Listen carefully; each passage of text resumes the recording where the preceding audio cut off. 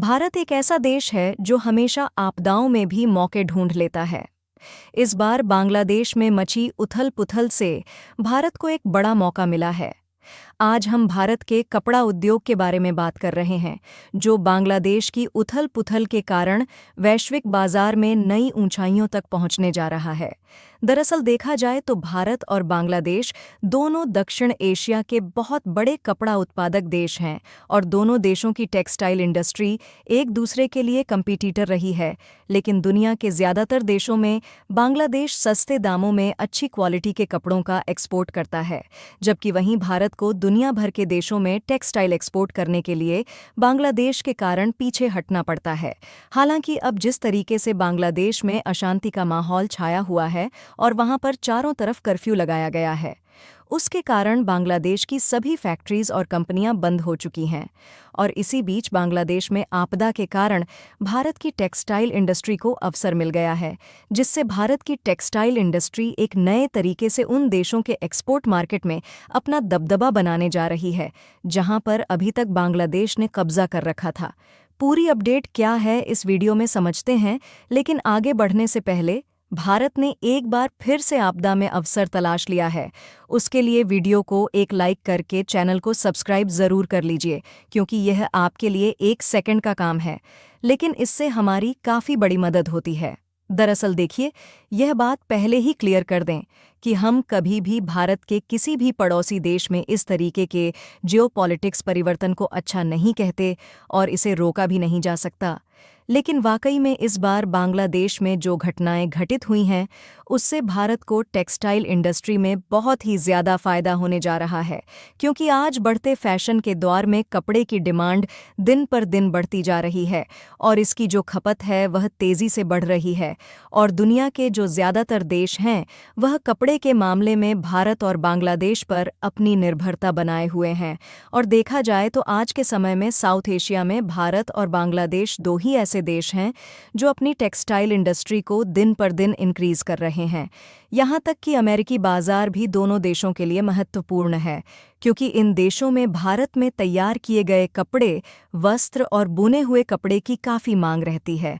और रिपोर्ट की माने तो दुनिया भर में लगभग 100 से भी अधिक ऐसे देश हैं जहाँ पर भारत और बांग्लादेश में बनाए गए कपड़े की काफ़ी ज़्यादा मांग रहती है। लेकिन जितने भी देशों में टेक्सटाइल का एक्सपोर्ट किया जाता है, उसमें बांग्लादेश भारत से कहीं आगे है। यहाँ पर सोचने वाली बात यह है कि बांग्लादेश भारत से छोटा देश होते हुए भी दुनिया के top textile producer and exporter वाले लीडिंग देशों में गिना जाता है। और बांग्लादेश दुनिया भर में टेक्सटाइल के एक्सपोर्ट मार्केट पर कब्जा इसलिए किए हुए हैं क्योंकि बांग्लादेश में जो टेक्सटाइल इंडस्ट्रीज़ हैं, उनमें कपड़े के उत्पादन के लिए बहुत कम श्रम लागत लगती है।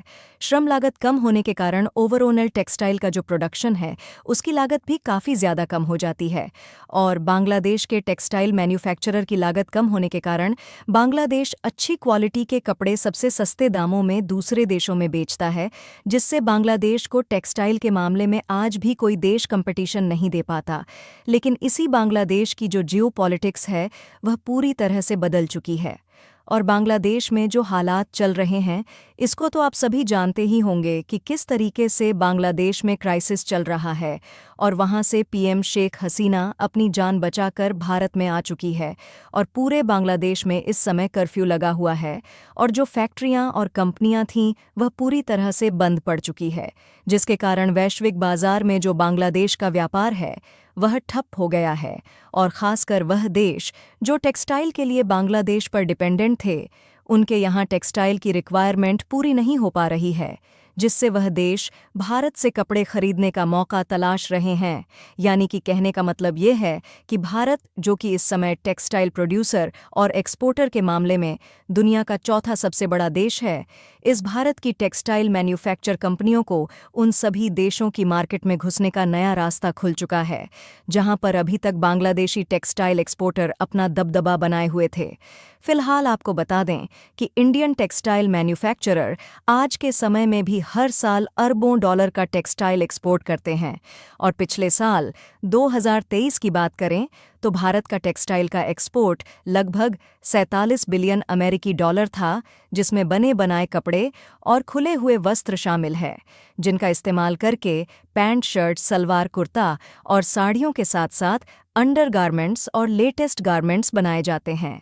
इसके अलावा कच्चे माल का एक्सपोर्ट भी भारत के द्वारा दूसरे देशों में किया जाता है, जिससे कपड़े बनाए जाते हैं।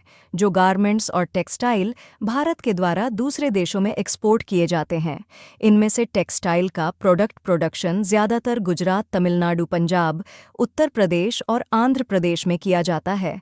गुजरात को भारत का टेक्सटाइल हब कहा जाता है क्योंकि यहाँ सूती कपड़े, सिंथेटिक कपड़े और परिधान का बड़े पैमाने पर उत्पादन होता है, और सूरत शहर तो विशेष रूप से रेशम और सिंथेटिक कपड़ों के प्रोडक्शन का लीडर है।